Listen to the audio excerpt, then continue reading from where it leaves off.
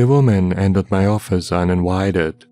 Maggie was sick at home or she would have sent her on her way, but then again I got the feeling even Maggie couldn't have refused that woman. She had a look of determination in her icy blue eyes. Her short ash blonde hair was swept up to the side stylishly, and she carried an oversized bag with her. Immediately, I recognized what she was. I had seen enough of her kind in my time. A pharmaceutical rep. "Dr. Baum," she said, reaching out her hand. I took it and gave it a polite shake. "I'm Lisa from Rendex Pharmaceuticals. We've been trying to reach you by telephone but never quite managed to connect." Probably because my secretary has been doing her job, I thought to myself. She always screens those sort of calls. I had no interest in being a shill for a drug company. "My apologies," I said. "What can I do for you?" She set a large black bag on the reception counter next to where we were standing and began to pull out sample packets and brochures. The phone began to ring loudly at the desk. I wanted to answer it, but the woman had already begun her pitch. "Well, that's just it, Dr. Baum. It's not about what you can do for us, but what we can do for your patients." Here we go, I thought.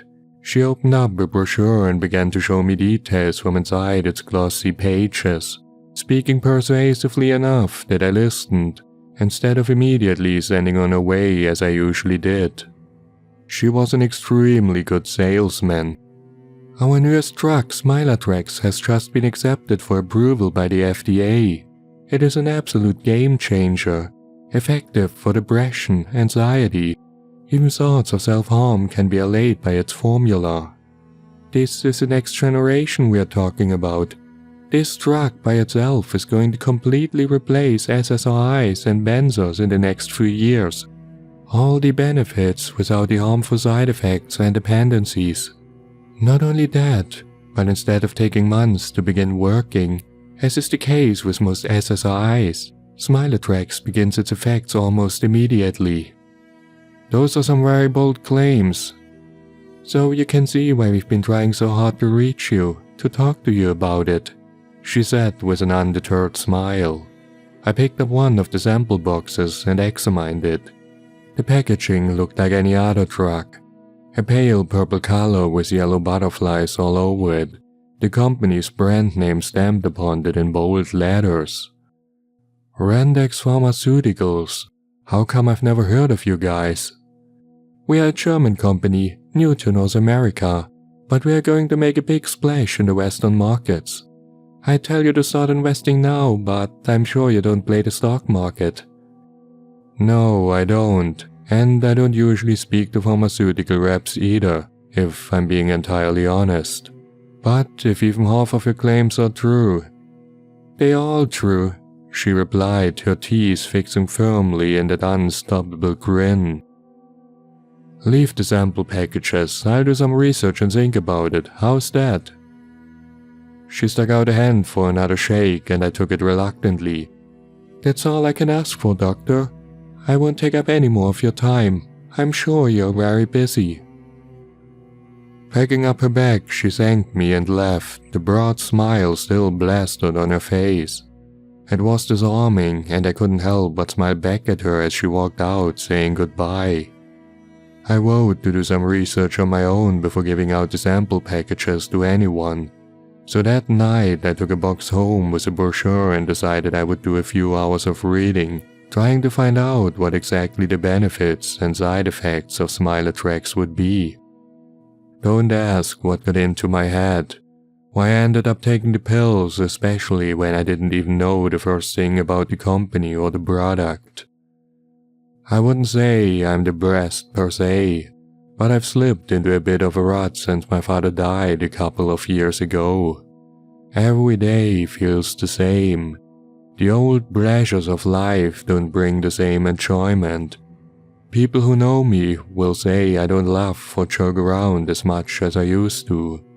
I wasn't pitting for happiness, I was just curious.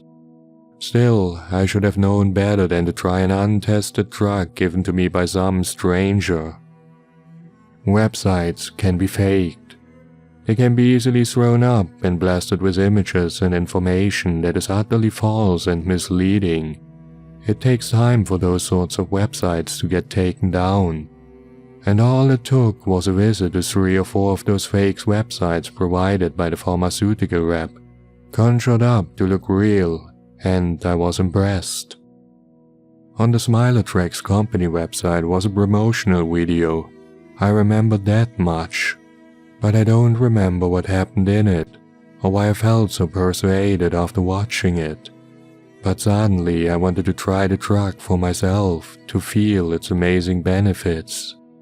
For some reason I never understand, I took out a sample packet right after watching the video on the Smilatrex company website.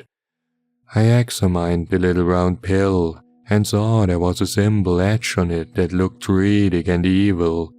Swallowing the pill dry, I couldn't help but wonder why I had done that. My phone began to ring and I picked it up to hear Maggie, my secretary, on the other line. I blinked my eyes and saw it was morning outside, and yet I had no memory of falling asleep, or of anything after taking the pill. "Hello, Dr. Baum." "Oh, hi, Maggie," I said, smiling wide at the sound of her voice. "How are you feeling? I hope you're doing a bit better." "I'm feeling much better, actually. I'll be back in today." "That's great news. The place isn't the same without you." She paused. "Are you okay, Dr. Baum? You sound different." "I'm great, Maggie. Actually, I feel better than ever. I had the best night's sleep of my life last night. I don't remember a thing." "Oh, okay. I guess that's good. Well, I'll see you at the clinic in an hour or so."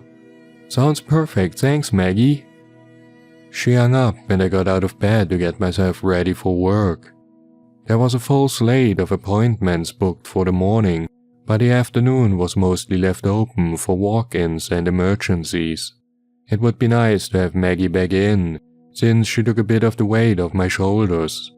Her job was to check the patients in, take their weights and vital signs, as well as faxing paperwork and answering phones. It was hard to do it all by myself, especially since our fax machine was about a decade old and malfunctioned regularly. Maggie knew how to tame the ancient beast though. As I brushed my teeth, I couldn't help but think how long it had been since I'd had felt so good. Sure, the lapse in memory was slightly alarming, but as I looked at my face in the mirror, I couldn't help but grin wider, thinking about how nice it felt just to be alive. My skin was tingling with anticipation for the day and for the things it held in store. It felt like wonderful little bugs crawling all over me, burying into my flesh. How delightful! When I arrived at work, my cheeks were beginning to hurt from smiling so much. It was like I couldn't stop. No, not that. Really, I didn't want to. The world was just so bright and blue and wonderful. It made me want to laugh with joy. And so I did. Then after that I began to giggle. As I entered my office and said good morning to Maggie, I broke into a titter, then a full-blown belly laugh. "What's so funny, Dr. Baum?" she asked nervously. I couldn't even answer that. I just went into my office and hung up my coat, then sat down in front of my computer, slapping my knee and guffawing. Tears were streaming down my face as I continued chuckling all the way up until my first appointment. The patient could be heard coming into the waiting room, and I held my hands to my mouth like a child in church to keep the laughter in. I listened as Maggie checked the man in and took his weight on the old rickety scale. As she brought him into the exam room, I tried to suppress my laughter, which was self-sustaining at this point. No matter how much I tried to think of sad things to stop myself from giggling, it continued. I was vaguely beginning to get worried that I couldn't stop it. Finally, I managed to focus and get it under control. Breathing deeply, I stood up and started walking into the room where the patient was waiting for me. I pushed open the door and entered, saying good morning to the man who was sitting on the steel examination table, wearing nothing but his underwear. He was very hairy. Sitting down, I looked at the laptop screen and brought up his appointment information. Patient name: Harold Harry Ball, age 69. I thought about this for a moment before bursting into laughter again. The man held his arms over his naked chest as it flushed red to match his face. For a few moments he looked embarrassed, but then that expression changed to one of worry. "Dr. Baum, are you alright?" For some reason I couldn't stop laughing to answer him. He walked out of the appointment and said he wouldn't come back, that there was something wrong with me. The rest of the day I couldn't stop laughing, even after Maggie left.